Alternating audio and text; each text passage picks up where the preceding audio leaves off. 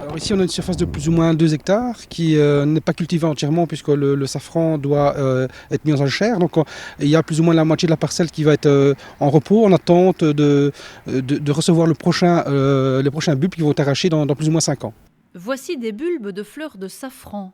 Ce champ se transforme petit à petit en safranière à Mons. Ici, nous avons fait une tranchée de 20 cm de profondeur.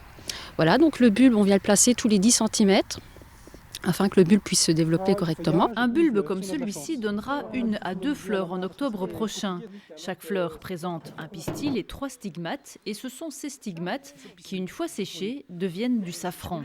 Les bulbes placés dans cette butte devraient évoluer. D'année en année, il se multiplie par 2.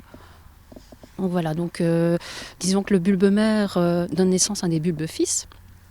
Et voilà, donc il se multiplie x2, x3, ça dépend du calibre du bulbe. La principale difficulté liée à la culture du safran réside dans la quantité de travail manuel à fournir.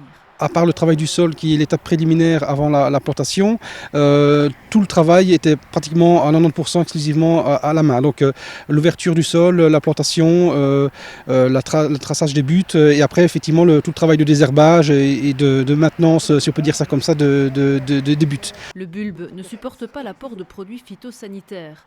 Ludovic et Aïcha ont ainsi planté des haies tout autour de leurs parcelles pour protéger leurs bulbes des cultures voisines.